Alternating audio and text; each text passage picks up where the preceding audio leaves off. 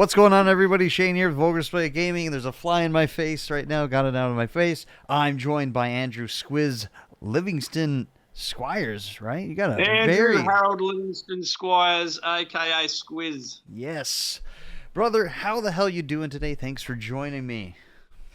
I'm cool. I'm good. I'm like I just said, I'm back from the stroll around the swamp where I had to do battle with the local mob of kangaroos, and that's no word of a lie.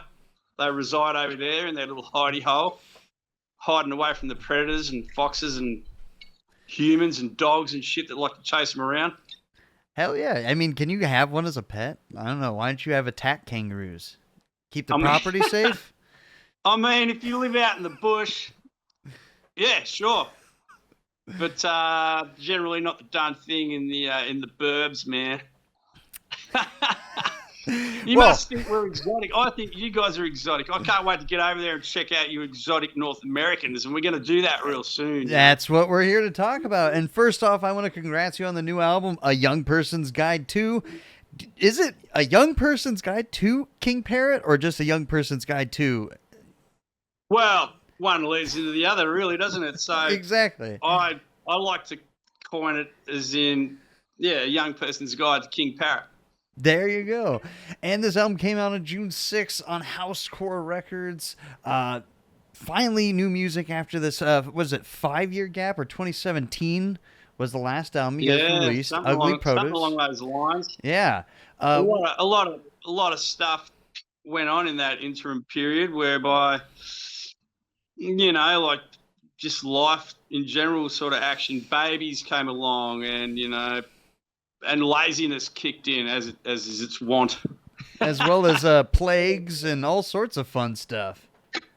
Oh, yeah, well, that shit, Christ almighty. What a time. But this new album's absolutely punishing. My favorite track off of it is Pissing on the Fist of the Law. Sounds like a very interesting fetish that I might be into, Right. Well, I can't really speak on behalf of Youngie's lyricism other than what I can garner myself from the song titles. But I don't know that's a fetish-related thing. I think it's just a big fucking fuck you middle finger to the law in general, I think that's something everybody from wherever they are can agree upon. Oh, yeah, man. And the shit's just getting crazy, all right, everywhere. Trust me, it is. But that's why we have music to keep us away from those fucked up times and bring us all together, right? Yeah, for sure. Thank fuck for that. Exactly. Imagine a world without that shit. To me personally, it's why I love metal. It brings us fucking together. I can hang out in the parking lot, make a new friend, go get in the pit and have a good fucking time, Sure, man. Yeah. But, that being said, these interesting song titles, like you said, they're usually it's like I'm looking up your brand Australian humor and whatnot. Cause you got Get What You Given and then Fuck You and The Horse You Rode In On. They're great songs and great titles, but it's always coming off of some kind of Australian humor. Do you guys pitch anything or you're all like, hey, that's a pretty good one. Fuck it.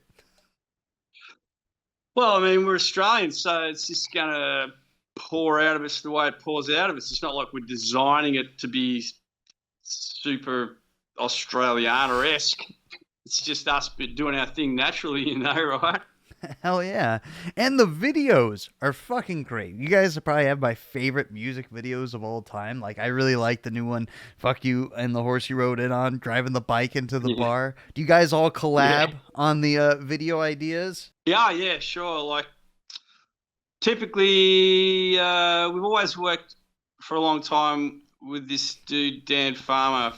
And so between him and Youngie sort of brainstorming outrageous situations to try and capture on film, we usually end up with some sort of crazy episode happening where it's pretty fly by the seat of your pants sort of shit, particularly Slats, who's, just loves the limelight. He's such a quick-witted individual. He'll just rip line after line non-stop. We've got to have the camera at the ready all the while in case we miss some of his gold, because it just He's hilarious and fast. So we got to snap it up while it's flowing. Yeah. Yeah, no, it's always an interesting time. It's typically only takes us a day or two, and that's like running around maniacally with cameras and props and people and stuff up the wazoo, and just like I say, just trying to catch it really quickly. That lightning in a bottle stitch. Yeah, they fucking work out. Yeah, they work out together and they turn out great. Like, I think they're hilarious. But you know, going more off of something a little bit more deep into the album, I know that this album is like dedicated kind of to your late friend Boyd Sont, who was great. I loved him, and actually my favorite video, Shit on the Liver, you know, where he's the parking attendant. Like, I love that video so much. And you guys... Yeah, totally, man. Yeah. He was a creative force in himself. And, yeah, he'd always go the extra mile. He was right there from the get-go behind King Parrot, like, you know, even to the point where he contributed lyrics, finances, artwork. Most of the King Parrot artwork is of Boyd's design. In fact, even right down to the album newest album cover, that was his, and the title even, that was his, the last thing he sort of wished for us, or pointed us in the right direction with it before his untimely demise. But yeah, he was a champion and super talented, and still is. And like he's got so left behind so much artwork. Like, you'd be amazed where some of it is, and people come out of the woodwork with a Senate piece of art, and it's just always amazing. I mean, but yeah, he's no longer with us, so yeah, we wouldn't be where we are without Boyd's guidance and assistance. He's 100% part of King Parrot. Exactly. So yeah, it sucked when he hit the road, you know.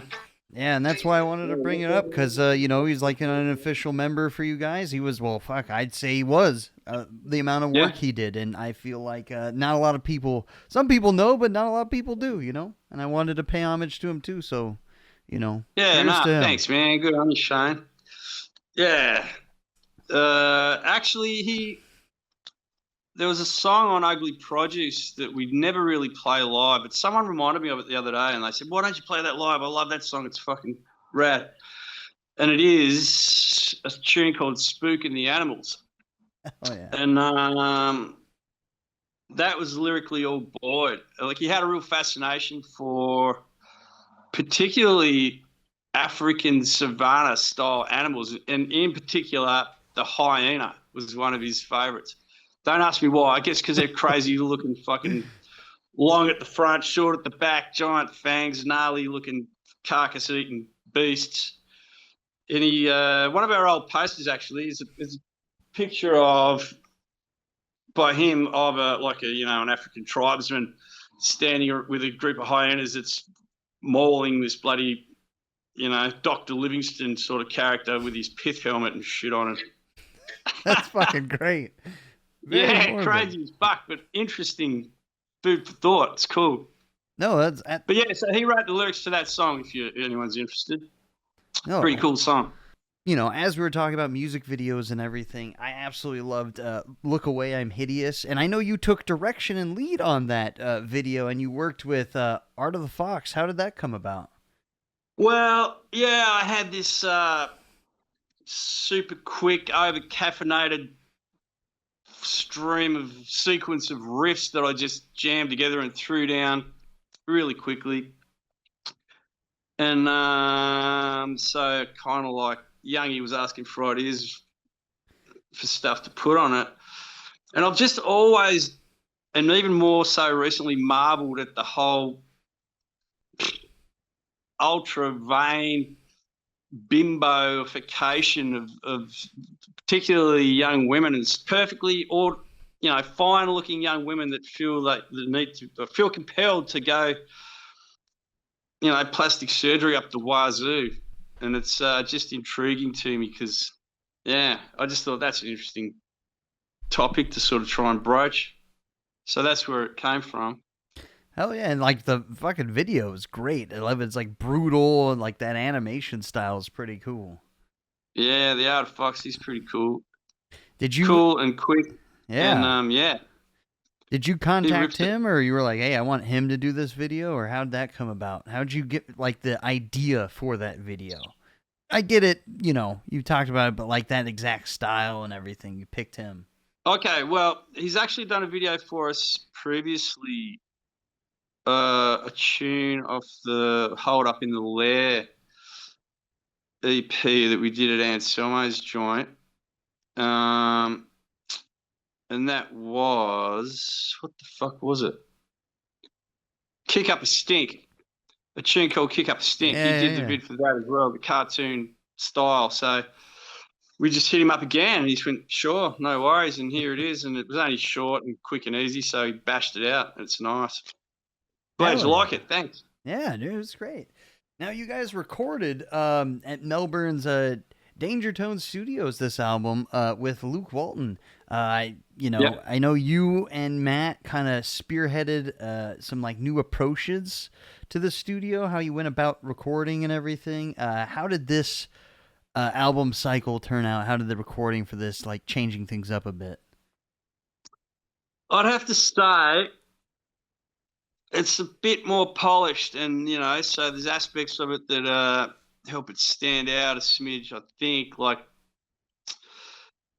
the quality of the equipment we used was phenomenal. Like this vocal microphone that Youngie used, worth more than my entire existence, really. Some sort of newfangled contraption that captures minute clarity and detail and things and stuff. You can really hear every speck of phlegm rolling around in Youngie's vocals on this recording. I reckon it's like, it's got this extra level of clarity. But yeah, we sort of, the actual recording process, we didn't agonize over it too much, but I guess we spent more time post, like polishing stuff up and trying out different, tones and amps and even throwing around some different drum ideas at the very last minute, just to try and chuck a few more little hooks in here and there and make it more interesting for the listener. And I think it came out pretty well. Oh, and yeah. Luke's amazing, and he's got a sick rack of analog stuff to fuck around with. So it was all fully analog. That's awesome. And yeah, old school style. Yeah, it's pretty gnarly sounding, right? Yeah. For your gear, are you using, I know a lot of those, tons of bands I've talked to, they're going to those quad core pedals. Are you using one of those? Or are you still like a whole pedal board kind of guy? Nah, man. We've never used pedal boards. We use good old fashioned tube amps, like. Nice. That's it. I mean, there's a bit of weight to lug around and they're a bit fragile, and but they sound better than any of these modern digital modelers or whatever they're called. I don't even know. So yeah. Yeah, so you're old school all the way. Hell yeah. Yeah, actually, I want to say old school, and I've got a new amp by a new local Melbourne amp builder by the name of Jason Tong, and his company's called Headfirst Amplification. They're awesome, and I think I got wind of his products because one of the dudes from Slipknot lost his shit over an amp that he built him and stuff. So I looked into it, and he just so happened to have this new model on the way called the Evil Joe, which is, I think, designed in collaboration with Joe Barisi, which is like, he's like some pretty hotshot engineer guy. So he stacked it full of his specs, and Jason put it together, and it's just a little 50-watt ripper. It's like a souped up Marshall with 2 extra gain stages, so you can really, it's got a really gnarly sort of Exodus style crunch if you want to get that nasty, or it's, it's got the plexi sound. I don't know if you know about tones and shit. Absolutely not, but I love hearing about them. And you know what? It's not for me, but if another guitar player is hearing it, it's like, oh shit, that's interesting. So I always like asking about gear and equipment because everybody's different, Yeah, totally. So I used that, and I used my Rizzolo guitar with custom built Les Paul Double Cut Junior, which I dearly love. And I don't know, we tried a whole stack of stuff in the studio and just ended up going with whatever we went with. Just had to get it done, so we ripped it and moved on. And it's fucking which we're gonna do more quickly, more often, ASAP. Hell yeah. We don't want to wait another 6-7 years for an album. We're gonna start jamming hard weekly. Hell yeah. I mean, I'm stoked for anything you guys put out. When I saw that the announcement you guys are doing a new album, I was like, hell yeah, it's been way too long. I think that was So like and we're hitting North America really soon to start pushing that album as well. So absolutely. I don't know if you want to hear about that, but luckily enough, that's in all the questions, you know. Yeah. Well, it's not too far away. So if you happen to be in Brooklyn on July 25th, come on down because we're going to tread the boards and warm the stage for none other than Pentagram and Acid Bath. That's going to be a fucking killer show. The Brooklyn Paramount Theatre, which I don't know, sounds pretty snazzy, so I'm guessing it must fit a few heads in there. Yeah, that's going to be a badass show. That's one of your guys' off dates in between the big Pantera tour. Well, it's the first show of our North American run. Yes, it just so happens to be like, a day or two before the actual Pantera Amon Amarth stuff happens, and we're going to do 20 or so shows with those guys. And then I think post that we're going to do another 30 or so shows of our own. So it's going to be busy. Looking like it's going to be like 50 shows over 8 weeks, with nary a day off, probably 2 days off amongst the whole thing. So we're just going to go flat out for that time and hope for the best. So just hang on and get yourselves down to a show because there's plenty of them to choose from. Going up into Canada and stuff too. So going all over North America. Yeah, all the way around. Speaking of North America, I want to talk about your relationship with Phil and House Score Records. They're putting out this album now. And how has it been working with him this time around? Because I know he did your 2015 album Dead Set in his studio. Did he guys give you like a lot of free reign? He was like, hell yeah, go do whatever you want, or how do you guys work together now? Yeah, sure he did, but he also, like, him and Matthew Youngie, in cahoots being frontman and singers and whatnot. So Youngie was like hitting him up for advice, and as he's done in the past, just to, because Phil's such an old hand from the Rio Grande when it comes to anything vocalization was. In fact, he's a ripping guitarist and songwriter in general as well. I don't know if many people know that, but he can fly on the old guitar. So, so they were talking a lot about, like where the vocal should sit in the mix and stuff like that. And he's just always a guiding hand there in the background, but pretty much he goes, you know what you're doing, just let it rip. And fuck yeah. It turned out great. It's clear. So, another big thing that people may not know about, which is, it's kind of a bummer, but it was mutual. You guys just your longtime drummer Todd, he kind of stepped away because he lives so far from you guys, where you guys are all in Melbourne, he's in Brisbane. You guys brought in Max Dangerfield on the drums now. Max Dangerfield, I know, right? What a moniker.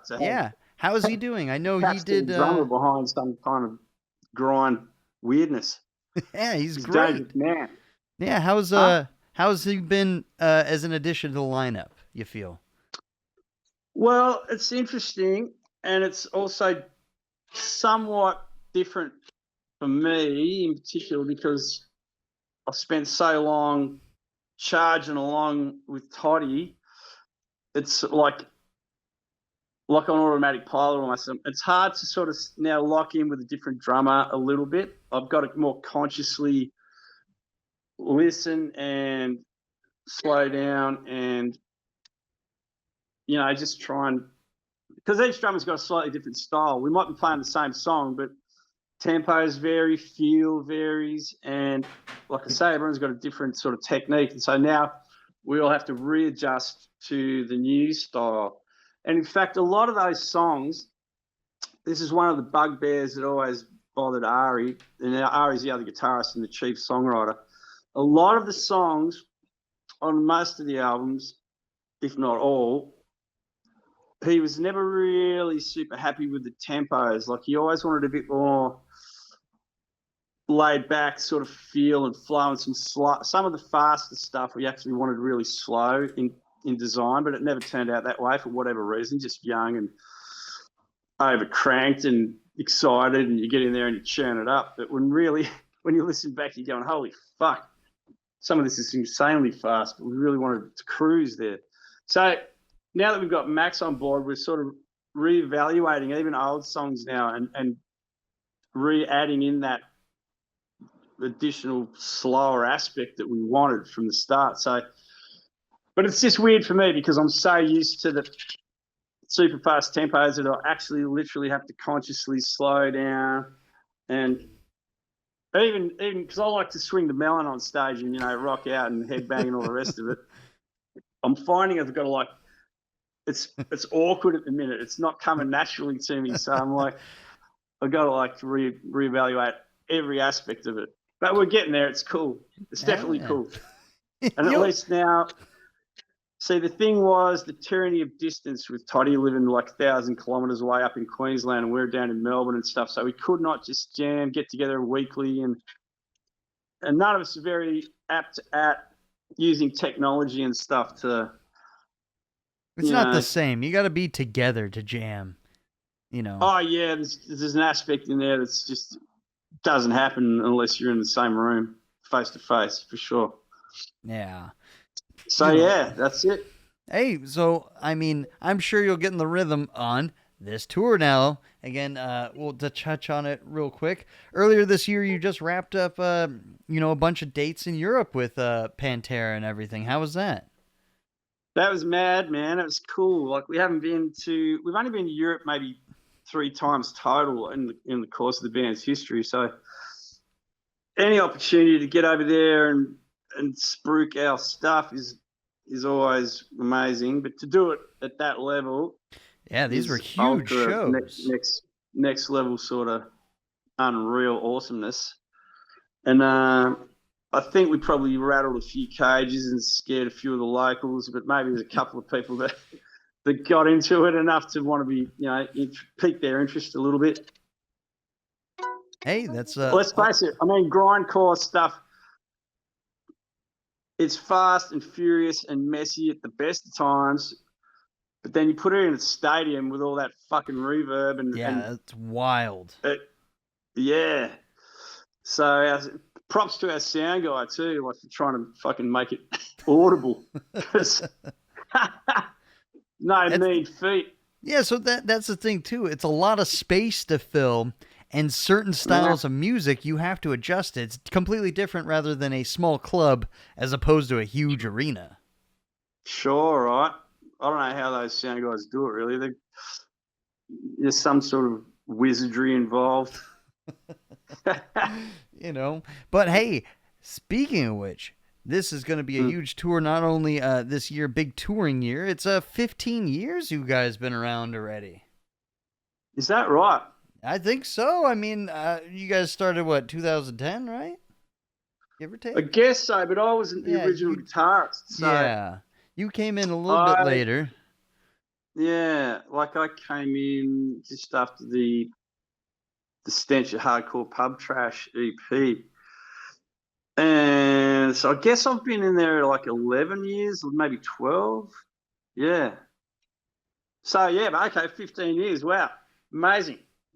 Yeah. Some of the shit we've gotten up to and the lows and the highs. Jesus. Just your time with the band, did you ever see a grindcore band progressing this much, especially out of the Australian scene? No way, man. Some kind of weird anomaly, right? Like, how the fuck? I don't know. I can't answer that question. No, I didn't. I'm just like, I just saw the band one night. They needed a guitarist. I'm actually a bass player. This is the first gig I've ever played guitar, Shit. so with a band. So I've done lots of time in a lot of other bands, but always just playing bass. So this was my first gig as a guitarist. And yeah, no, I don't think any of us really ever envisioned the levels that we've sort of attained, whatever they may be, and whoever's eyes. I mean, from the outside perspective wise, sure, it looks like we're fucking smashing it and stuff, and I guess we are. I mean, how many other fucking grindcore bands from Australia they're doing this sort of level shit, you know? Exactly. Really, it spins me out. Hey, you guys have been consistent. Your live shows are great. There was a bit of gap between the last two albums in between right now, but you said you got it back together. You're gonna try to, pump some stuff out faster. Yeah. You know, you're right though. I think the live shows where we sort of excel too. It's like, you really get to unleash the venom as it's meant to be portrayed and perceived. None of this pristine recorded stuff.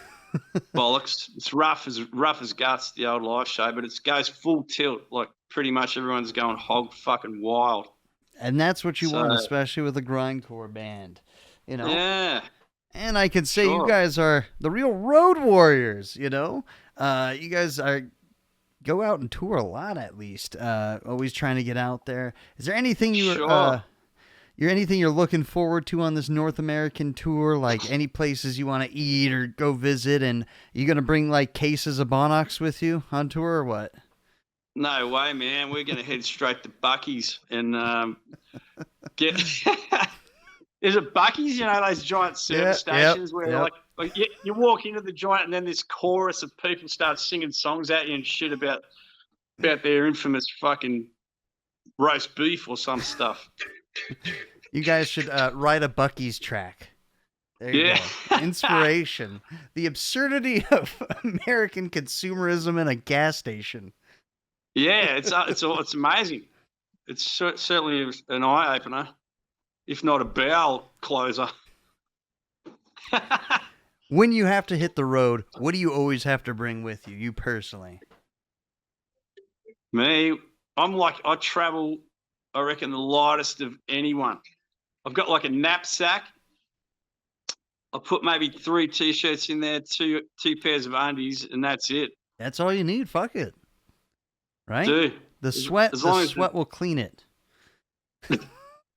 Yeah, I mean, I'm not above having to rinse the jocks in the sink once or twice a week. It's got to be done, That's all you got to do, They get a little bit crusty. If they stand up on their own, then you wash them. Sure. Talk to fucking Lemmy about it. Yeah, right? You know? Exactly. Squiz, it's been an absolute pleasure talking to you. You're an absolute pleasure. The whole of North America is an absolute pleasure, and that's the real deal. Exactly. The tour starts on July 25th at the Acid Bath show in Brooklyn. This summer tour is going to wrap up with Amon Amarth and Pantera in September. Anything else you guys got planned for the rest of the year? You got to take a break after this. No way, man. I hate taking breaks. I'm productive. We just want to keep smashing shit, like writing more stuff. That's what we're going to do. Fuck yeah, man. Well, I'll definitely be at the LA show August, I believe it was 25th or something. I'll flash it up. Everybody, editor note, it's flashing up on the screen, all the tour dates. Sweet. So everybody can see. Good on you, man. Top stuff. It's been an absolute... Yeah, it's been King an Parrot, absolute pleasure. The young person's guide to and the North American tour. Come along. Don't Please. be bothered. Get on your bike. Get on the bike. Bike on down to the nearest show and buy you. Thanks, man.